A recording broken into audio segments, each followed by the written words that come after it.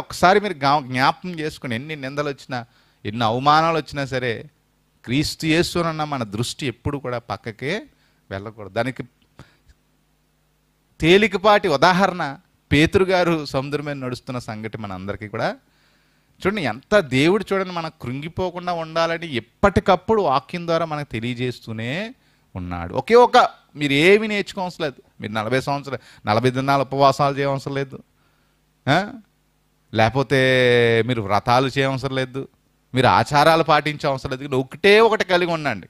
అందుకనే పౌలు శీలల కోసం మనం అనేకమైన సార్లు పాటలు పాడుకుంటాం. చెరసాల్లో బంధించి వారిని ఎట్టండి లోపల బంధిస్తే వారు ఏం చేశారట?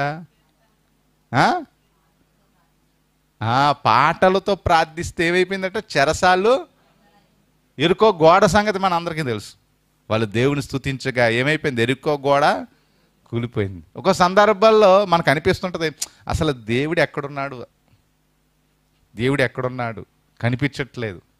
ఒక విషయం తెలుసా, ఎప్పుడు దేవుడు మన పక్కనే ఉంటాడు.